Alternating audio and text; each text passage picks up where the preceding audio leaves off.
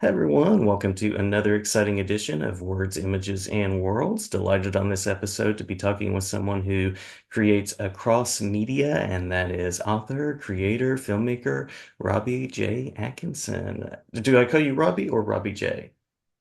You can just call me Robbie. Okay, all right, all right. Well, thank you so much for joining. And I know that we're talking about some manga that is featured behind you. You have a very cool like newspaper orientation that's going on, and that's the Seventh Kingdom behind you as well. Thank you. So, fun fact, I actually got the shirt in Tokyo, Japan. Ah, nice, nice, cool. Yes, thank you, Very thank you. cool. Well, it's great to be here. Thank you for having me. Of course, thanks for being here. And you're a person who's traveled from film to comics, so we should certainly talk about that. And I'm curious about your creative origin story. How did you get into storytelling? Mm. So storytelling is something I would say I was always drawn to. From when I was a child, I actually have memories of sitting down and writing whole I found them one time, back when computers used to be big and boxy and Mm-hmm. the wall, what was it? The screensaver used to be those moving pipes, Yes, I remember those. Yes. Hmm. that era with floppy disks and everything, back when we actually used floppy disks. And I had a whole thing of floppy disks where I would just like write stories and save them to the floppy disks. And I think I even printed them out one time. My parents were not happy about that because that was Yeah, yeah. I mean, from that to even like I always had a fascination for animation, and I emphasize animation because that is the end goal for the series. And I remember like creating my own little characters on like Microsoft PowerPoint and figuring Hmm. that like if you made the transition time between them zero, you could move like a person across the screen and make it look like they were walking. I used to do things like that. So it That's started all awesome. the way back then. Thank you. Yeah, Um, cool, cool. mhm. Well, I love how your tools have evolved too, from just playing with what was available in the past few decades. That's really cool, and love the creativity. What led you to manga and the Seventh Kingdom? How did this come about? Mm. So I had always been someone who just loved anime from the Mhm. days of Toonami, back when we had Toonami on Cartoon Network, and back when Adult Swim had Cowboy Bebop and Inuyasha and Outlaw Star and things like that. I used to watch that with just like awe, and I was a huge Sailor Moon fan. I still am. I still have Sailor Moon lanyard that like holds all my keys for my car. And I think just like that illustration style, that style in particular, I was very drawn to it. But I think I was in general maybe also drawn to it because there was a part of you that was aware of the fact that it wasn't American. And having grown up with military parents, having lived in Germany, at some point, being introduced to like a foreign culture, it was something I actually like enjoyed because I already had that immersion as a child, work living in like close to the military base, and you saw kids from different countries who spoke different languages. So in a way, nothing about manga or anime really felt unusual to me. So taking all the way from that appreciation, um, I would like to this day, even I will sometimes just curl up with my laptop on my bed and watch, I don't know, Dan or just watch, like some anime series that's popular, Kaiju number eight, whatever.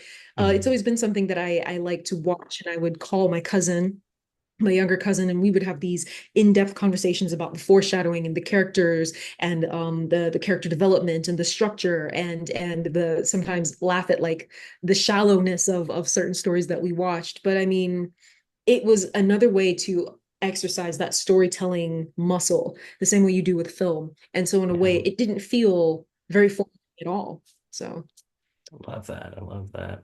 Uh, as far as the themes, the ideas, or even the feels that you want to carry across to an audience, anything like that that listeners, readers could expect from your work. hmm, yes, I would say hope. And I Mm. would say hope because and I mean there are other themes, like I like to play with the concept of connection, and I guess the irony of connection, whether it's strained connection, a surprising connection, finding out that something is really not as distant as we think it is, finding Mhm. that conflict really is a lot closer to home than we realize. Or finding out that like that person who seems like a stranger is actually connected to this person who knows you, playing with the intricacy of human relations and social dynamics. Coming from a psychological standpoint, with my dad, who was someone who had his degree, he has a master's degree in psychology, and I was his trusty assistant who used to come to class with him, and he what Mhm. he read I read too, right? So like I think analyzing connectivity from all perspectives. I mention hope because, especially as it relates to the series, there is a lot of disillusionment and hopelessness that I think Gen Z and a lot of other generations, upcoming generations, can relate to because of the state of our world. I saw an article a while back where someone who's a therapist made the comment that what concerns them about these upcoming generations is that in the 80s and 90s, when people were in therapy, they said, when does it get better? Right? The Mhm. therapist said, these generations are not asking that. They don't believe it gets better. Wow. And so to present a story where you see that level of hopelessness, you see that level of dysfunction, that level of just a number of issues, classism, you see issues with systemic unfairness, dysfunction, almost dystopian tendencies, right? To see that and then have a character who can still pull hope out of, I guess, thin air. And really, it's not like a believe in the power of friendship kind of story. There are definitely some very dark themes to it, but being able to show that at the end of the day, you get what you focus on. Hmm. If you Hmm. choose to focus on hope, that's what you can pull from it. I like that to be the main thing people take away from the series. Um, I could go on and on about all the other things in it, but I would say those are two main things I tend to play with across all of the stories that I've written or directed. Love it. Love it. Love it. And being someone who's created in film and comics, those are both highly collaborative media. So I'm curious about what this collaboration was like and any particular folks in the process that you'd like to shout out. Absolutely.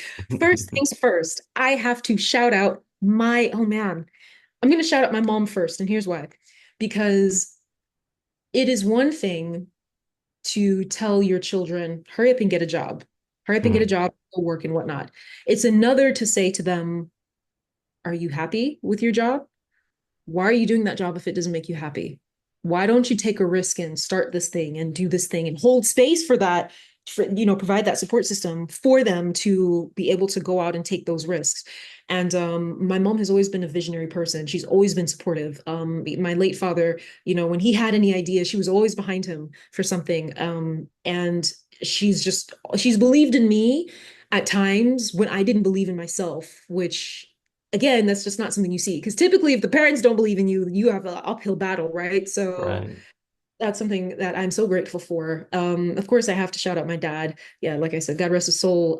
He was someone who really helped me to develop my taste for music and film and even sports. I'm a huge soccer fan. You can't best me in soccer. I can watch a soccer match Nice. and tell you who's going to win, right? Thank you.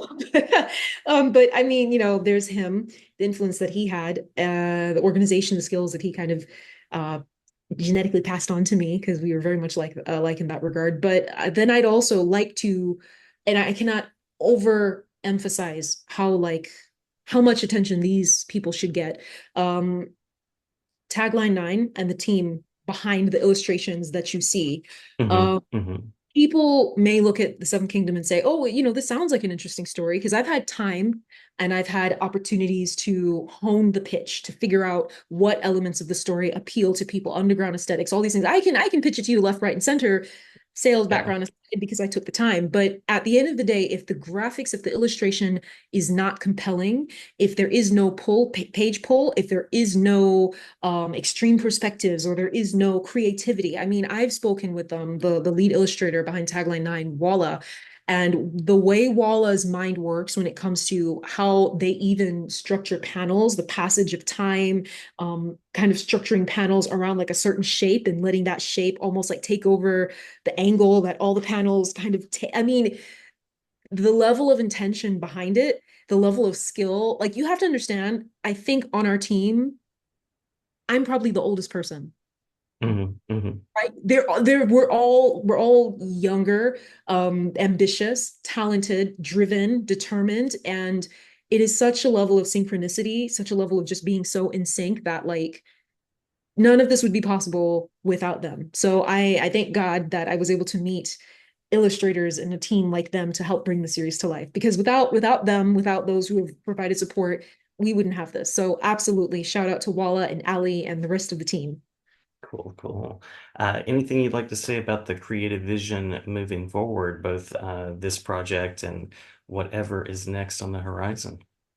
Ooh, well, I can say that I'm excited to progress forward with the series because as we are pushing out like chapter one, which kind of counts as volume one, so to speak, right? In terms of like the chapter is going to be thick. It's a single chapter being released by itself. And when we have like 5 or 6 chapters out, it'll be a box set or like a volume. But that aside, I am excited to progress because I have already planned out this entirety of season one. I already have the story for season two. I already know what season three is going to be like. And all of that is actually part of a universe that I'm in the process of kind of developing out. So on the RPX Media production website, if you were to click on the manga tab, it'll take you to a page. The top of the page, you see the Seventh Kingdom. If you scroll down, you see Honja and the Spectre Division. Those are two other stories that operate within the same universe, different characters that are still interconnected. The theme of connection comes back. And Hmm. so I'm excited because once the series is complete, I'm excited to see the fandom as it rises. We've already gotten so many people who have been intrigued. I think as we speak right now, we have close to 70, if not 74 pre-orders, and we've Hmm. not released the series just yet.